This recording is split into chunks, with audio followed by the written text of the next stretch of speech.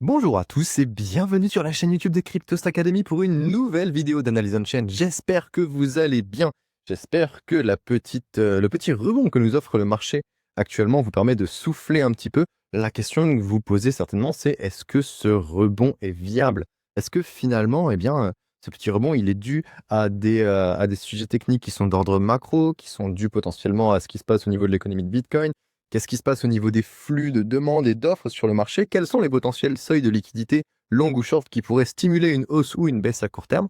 On va répondre à toutes ces questions aujourd'hui. On va faire un petit point, notamment sur les dynamiques d'offres et de demandes qui vont permettre au prix de s'émanciper ou non de la tendance baissière dans laquelle il est quand même encore inscrit à court terme. On va faire un petit tour de tout cela aujourd'hui. Bien sûr, avant de commencer, je vous invite à vous abonner à la chaîne YouTube de Cryptost Academy pour ne rien louper de nos prochaines vidéos, de nos prochains contenus. N'hésitez pas à les partager autour de vous. Ça nous donne beaucoup de force et ça nous motive à faire de plus en plus de travail de qualité. Et n'hésitez pas, j'en parlais en fin de vidéo, à aller faire un tour sur la landing page de Cryptost Academy. Si vous voulez plus d'accompagnement, on vous offre un service personnalisé très intéressant qui satisfera certains de vos besoins, je l'imagine certainement. Voilà, maintenant que c'est fait, on va regarder un peu ce qui se passe au niveau de l'action de prix avec une belle dégringolade qu'on a eue pendant tout le mois d'octobre et novembre. Le mois de décembre s'est ouvert dans une certaine tension avec pas mal de liquidités ici qui a été du coup explosée sur le marché dérivé, notamment au niveau des longues. Ici, le 1er décembre, on est revenu tester les 85, zone qu'on avait déjà visitée ensuite aux alentours des 80-85 avec la liquidation qu'on avait connue en fin de novembre. Et actuellement, on commence à avoir un setup intéressant avec un double bottom et une action de prix qui essaie de s'émanciper de la zone des 92-93 dont on avait du mal à s'échapper. Donc potentiellement, d'un point de vue technique, un rebond. De là à dire s'il est viable, je ne suis pas certain. Si on traçait une droite de tendance ici, on pourrait potentiellement arguer qu'on n'a pas encore cassé cette droite de tendance baissière. Et donc, il y a potentiellement d'autres arguments qu'on pourrait aller chercher, notamment aussi le fait qu'on est ici sur une sorte de résistance majeure aux alentours des juste en dessous des 95. Tant qu'on ne se libère pas des 95, on ne pourra pas aller chercher plus haut, certainement. On va faire un point sur le côté on-chain, sur ce qui se passe en termes de contexte et surtout, est-ce que peut-être les ETF ou les exchanges centralisés spot ou peut-être même les marchés futures ont suffisamment de demandes pour permettre au prix de s'exprimer à la hausse. On va faire un petit peu de contexte d'abord, on va revenir un peu à ce qui s'est passé en termes de performance, notamment sur le mois de novembre, parce qu'il a enregistré une performance baissière assez importante finalement si on compare la performance mensuelle ici affichée du mois de novembre 2025 avec l'entièreté de l'historique de Bitcoin. On se situe quand même sur des valeurs qui sont relativement basses. On a déjà eu des événements de performance bien plus importants, évidemment, notamment lors de certaines capitulations locales ou à long terme. Mais dans l'ensemble, on se situe quasiment sur le même ordre de grandeur que celle de février de la même année finalement qu'on avait connue en début d'année, donc à peu près moins 17,5%, moins 18% quasiment. Donc ça, c'est une ampleur qui reste modérée par rapport au marché baissier précédent.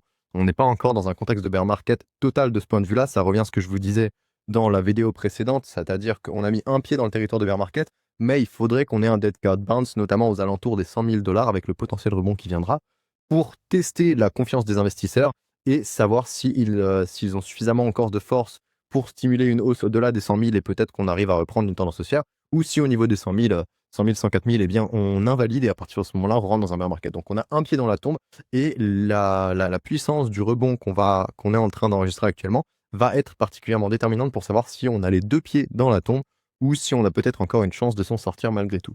Dans tous les cas, l'ampleur de cette baisse de moins 17, moins 18% à peu près, elle a un impact. Ça provoque notamment sur la psychologie des investisseurs un impact qui est assez important et qui peut demeurer conséquent, ce qui peut avoir comme effet d'avoir un sentiment de marché qui va passer de l'euphorie, comme ce fut le cas il y a à peine quelques mois quand on était aux 125 000 $, au pessimisme soutenu qu'on a actuellement en l'espace d'à peine, même pas quelques mois, quelques semaines. En l'espace de vraiment 5-6 semaines, on est passé de to the moon, euphorie, 120 000 $ à boum, 80 000 $. Maintenant, qu'est-ce qu'on fait? Est-ce qu'on est en bear market ou pas? C'est quelque chose qui arrive plutôt, j'allais pas dire fréquemment, mais c'est déjà arrivé plusieurs fois dans l'histoire de Bitcoin. C'est pas quelque chose de dramatique en soi. Mais le fait est que ce contexte, il empêche le maintien d'un biais baissier, enfin le maintien d'un biais haussier à court terme pour les investisseurs. Ça les rend un peu frileux, notamment les ETF.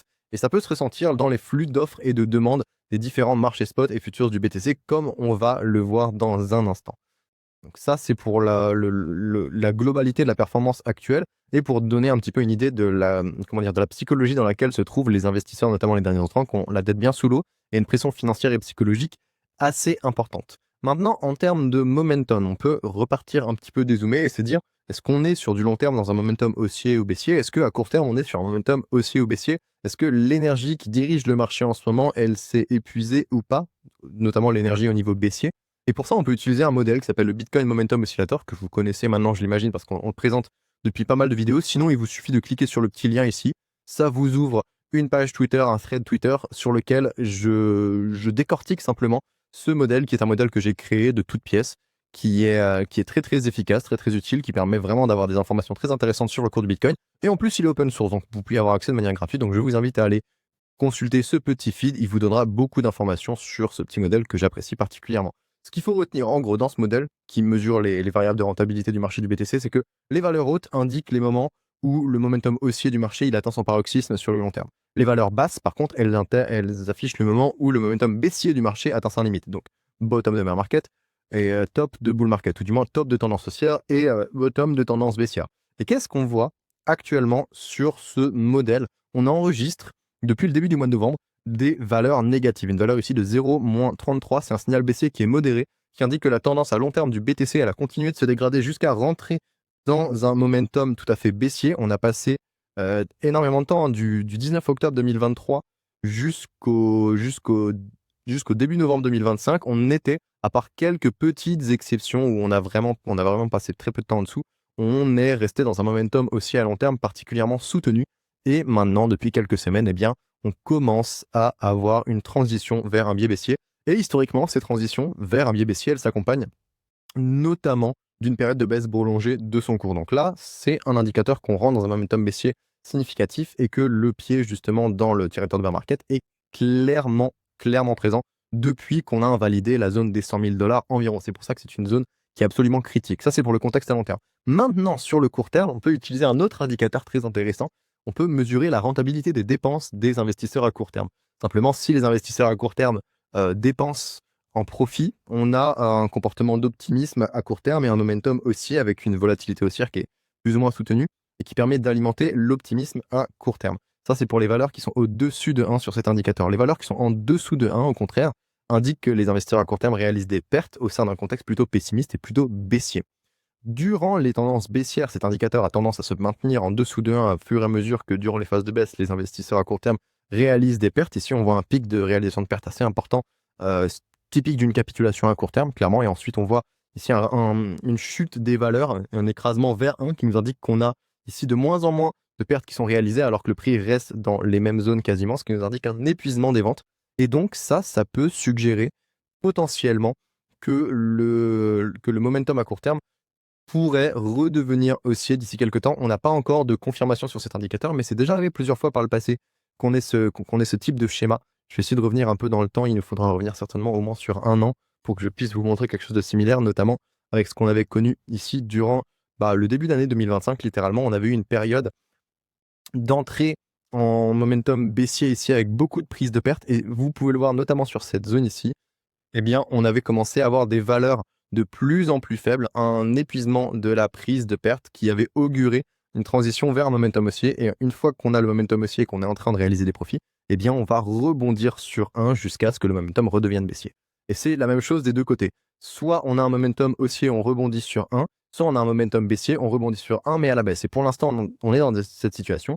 Et ce que j'aimerais beaucoup voir d'ici les prochaines semaines, notamment si on franchit les 15 000, pardon, les 95 000 et qu'on atteint les 100 000 $, ce serait un retour de la dépense à court terme des investisseurs en profit qui nous donnerait un signal d'optimisme à court terme, un potentiel opportunité, un potentiel changement de structure de marché en fait à court terme. Et ça, ce serait vraiment très très intéressant à voir. Pour l'instant, on n'a pas ce signal-là, mais le fait qu'on ait des valeurs de plus en plus basses pour le STH s'opère actuellement indique qu'on a un potentiel épuisement des ventes. Et donc ça, c'est une des conditions sine qua non à un retournement de tendance vers un momentum haussier. Et j'aimerais le voir. Donc, comme on l'a vu, pour l'instant, le contexte, il reste pas foufou. On a quand même pas mal d'investisseurs qui sont sous l'eau et la psychologie reste un peu baissière.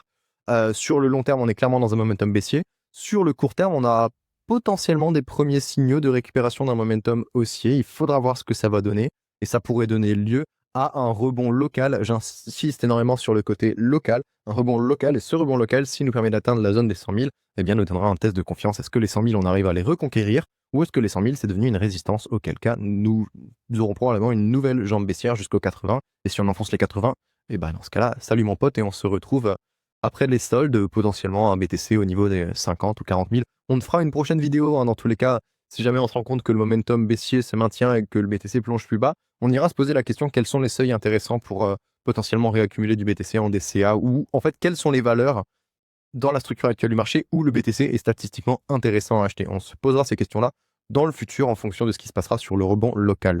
Donc ça, c'était pour un contexte un petit peu sur le point de vue à long terme, à court terme, le contexte un peu psychologique, le momentum, savoir un peu comment est-ce que le marché est en train de s'orienter en ce moment et quels sont les signaux qu'on pourrait regarder à la fois à long terme et court terme. Maintenant, on va conclure, on va faire la deuxième partie de cette analyse en observant les flux. Est-ce qu'il y a de la demande? Est-ce qu'il n'y a pas de demande? Sur quel marché il y a de la demande s'il y en a?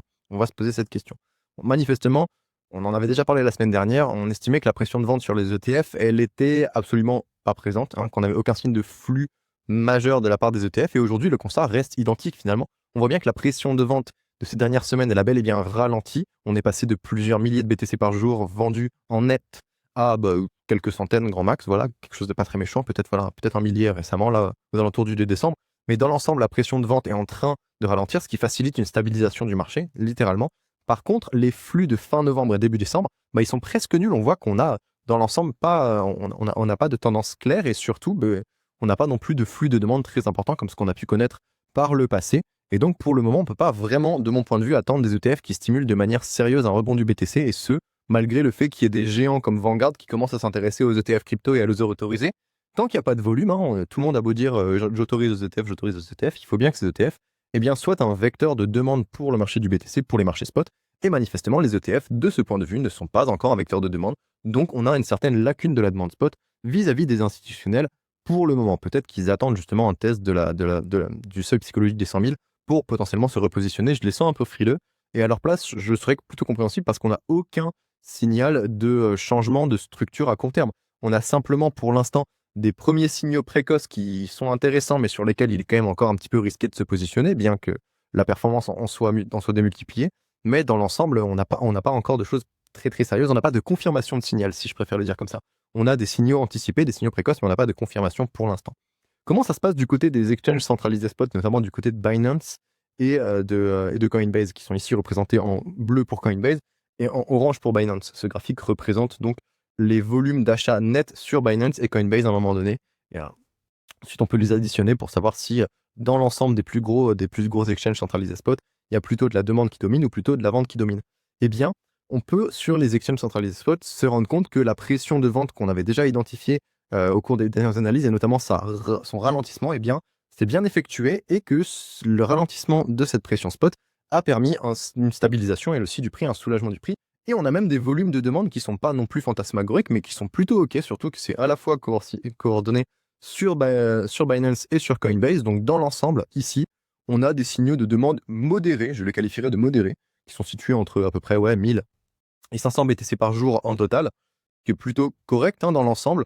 Donc la tendance, elle est plutôt OK là-dessus, mais il faudra suivre de près cette dynamique dans les jours et les semaines à venir pour estimer si la pression de vente des exchanges, elle s'accentue déjà, et aussi est-ce qu'elle est suffisante, parce qu'encore une fois, les ETF n'apportent absolument rien. Donc c'est cool, hein, d'avoir de la demande sur les exchange spots, mais est-ce que ce sera suffisant? On n'a pas encore la réponse pour l'instant, mais je préfère quand même voir ici de la demande spot qu'une nouvelle vague de pression de vente, donc c'est plutôt intéressant d'avoir de l'achat de ce point de vue-là. Maintenant, du côté des marchés dérivés, peut-être qu'on pourrait avoir quelque chose d'aussi intéressant, vous pourrez me dire. Eh bien, sur les marchés dérivés, qui sont ici représentés par Bybit et par Binance, ici on n'a pas Coinbase, qui n'offre pas de futures de ce point de vue-là, les plus gros marchés en termes de volume, c'est bien Bybit et Binance. Eh bien, les flux nets, ils sont, je vais dire, entre la neutralité et légèrement haussier, j'aurais tendance à dire légèrement neutre, mais un petit peu plus orienté vers la hausse. Dans l'ensemble, ça s'équilibre. Il n'y a pas de biais directionnel qui soit particulièrement clair, notamment parce qu'on voit que Binance, pour l'instant, reste vendeur, même si la pression de vente diminue, et Bybit est en demande, en train d'acheter depuis un bon moment. Les spéculateurs sur Binance ouvrent des positions longues, les spéculateurs sur Bybit ouvrent des positions longues, pendant que les spéculateurs sur Binance ouvrent de moins en moins de positions short, donc c'est quelque chose qui est plutôt OK, mais il n'y a pas particulièrement de biais directionnel. Il faudrait que les deux marchés soient bien orientés dans la même zone pour que ce soit intéressant et qu'on puisse avoir un signal clair. Pour le moment, les spéculateurs, ils semblent partager entre l'ouverture de nouvelles ordres, de nouvelles positions longues et de nouvelles positions short, alors que la volatilité a déjà mis à mal pas mal de positions à effet de levier à la fois à la hausse et à la baisse au cours des derniers jours. Donc sur les marchés futurs, ça a l'air plutôt indécis encore actuellement. Donc on a les ETF qui sont clairement indécis, les institutionnels ne savent pas encore comment se positionner. Les exchange spots sont dans une demande modérée, donc ça manque un peu de demande dans l'ensemble sur le marché, mais bon, on est quand même plus content d'avoir ça que d'avoir de la pression de vente nette. Et sur les marchés futurs, on est encore sur quelque chose de pas très très certain. On commence à avoir une petite dominance de la pression d'achat net, mais ça reste encore des signaux plutôt précurseurs. Enfin, on peut regarder bien sûr les seuils de liquidité sur les marchés dérivés en termes d'agrégé. Et qu'est-ce qu'on voit? On se rend compte que la liquidité short, en ce moment, elle est en train de se faire grignoter petit à petit. On a une concentration ici de liquidité aux alentours des 94 jusqu'à 98 qui est assez intéressante. Et ça, c'est le scénario idéal pour un short squeeze. Une demande spot assez conséquente. Et ensuite, boum, on vient grignoter les longues, enfin les shorts, pardon. Et idéalement, il faudrait arriver à reconquérir les 100 000, entre 100 000 et 105 000. Vraiment, à mes yeux, on aura un test de confiance qui sera majeur. J'essaie de dézoomer un petit peu, de partir sur 3 mois pour voir si on a un petit peu plus d'historique, une visibilité un peu plus moyen terme. Mais dans l'ensemble, le scénar ressemble à ça. Vous connaissez bien sûr maintenant l'idée selon laquelle, de toute façon, les marchés dérivés peuvent influencer énormément le cours du BTC, à la fois par des cascades de liquidation short et des cascades de liquidation longue. Et pour l'instant, les seuils de liquidité short sur les marchés dérivés, c'est encore une fois 94, 98. Et après, on commence à avoir des seuils aux alentours des 100 000, plutôt 110 000 même. Donc, on pourrait idéalement avoir un scénario de short squeeze qui pourrait nous ramener dans cette zone. Par contre, il va nous falloir idéalement de la demande spot. Et je reviens à ce que je vous expliquais plus tôt. On a un petit peu de demande spot sur les exchanges, mais sur les ETF, bon, c'est pas encore tout à fait ça.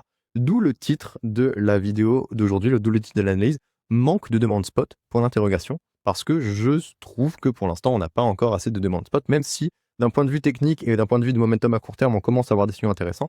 Il faut vraiment qu'il y ait de l'achat pour stimuler la hausse. Sinon, on va juste avoir un petit dead cat bounce, un petit P foireux. On va aller tester les 100 000 et on va rejeter tout ça, enfoncer les 80 000 et chercher les 70, 60. Et c'est clairement pas ce qu'on veut. Après, idéalement, au bout d'un moment, le marché, ça fait quand même un bon moment qu'on est en train d'augmenter. Hein. En termes de prix, le bull market, il a duré depuis début 2023 jusqu'à ici, fin 2025. Ça nous a fait 2 ans de belle hausse des 18 000 $ jusqu'aux 120 000 $. Au bout d'un moment, il faut aussi comprendre que le marché, il a peut-être besoin de corriger. Il a peut-être besoin de se purger un peu de certains éléments et c'est tout à fait acceptable aussi. Voilà qui fait le tour de ce que je voulais vous présenter aujourd'hui. On va faire un petit récap, bien sûr, comme d'habitude. Donc, en résumé, les données on-chain récentes, elles signalent un momentum baissier du BTC qui est maintenu sur les échelles de temps à long terme. À court terme, cette fois-ci, on commence à avoir des choses un peu plus intéressantes. C'est juste que j'ai pas édité, mais depuis mardi, là, j'enregistre la vidéo jeudi. Je l'avais créé mardi à la base pour le site de Cryptos. Je vous invite d'ailleurs à aller consulter l'article. Eh bien, il y a un petit peu de choses qui ont changé. Du coup, je vous fais les petites manips en même temps. Donc, à court terme, on a quelque chose d'un petit peu intéressant. On commence à avoir un ralentissement du momentum baissier à court terme. À long terme, pour l'instant, le momentum reste tout à fait baissier. Donc, ça va dépendre vraiment du petit rebond qu'on va avoir d'ici les prochains jours. Avec des flux entrant presque nuls en fin novembre et début décembre, on ne peut pas vraiment attendre des ETF qui stimulent de manière sérieuse un rebond du BTC. Et c'est pour ça que la réduction de la pression de vente sur les exchange spots centralisés, qui s'est d'ailleurs transformée en flux de demande modéré entre 1000 et 500 BTC par jour, eh bien, elle est plutôt bienvenue. Bon, après, c'est pas encore tout à fait ça. Ça manque un peu de demande spot à mes yeux, mais on va pas se plaindre, c'est déjà beaucoup mieux que rien. Sur les marchés futurs de Binance et de Bybit, les flux nets sont quasiment au point mort, ça s'équilibre pas mal. Il n'y a aucun biais directionnel qui se manifeste de manière claire. Et sur les zones de liquidité short des marchés futurs, eh bien, on a des zones très intéressantes entre 94 et 80 000. Et il serait très intéressant d'aller grignoter les shorts jusqu'aux 100 000 pour alimenter les espoirs de reprise haussière, idéalement catalysés par un short squeeze. Voilà qui fait le tour. J'espère que cette vidéo vous aura plu. N'hésitez pas à aller consulter l'article gratuit sur Cryptost. Il n'y a pas cette semaine de trade récapitulatif, mais je vous invite à aller consulter le contenu que j'ai publié. Pourquoi pas aller vous renseigner sur le Bitcoin Momentum Oscillator ou simplement soutenir à la fois ce compte Cryptost, bien sûr la chaîne YouTube de Cryptost Academy. Et si vous voulez plus d'informations, n'hésitez pas à aller sur la landing page de Cryptost Academy pour voir tous les services qu'on a à vous offrir en termes d'analyse technique, d'analyse fondamentale, d'analyse on-chain, de chasse d'airdrop, de stratégie d'investissement. On a énormément de choses à vous proposer. C'était le Prof Chaîne. N'hésitez pas à me contacter si vous avez d'autres questions. N'hésitez pas à publier cette vidéo, à la partager autour de vous si elle vous a plu. On se retrouve la semaine prochaine pour un suivi du marché. Ciao, ciao!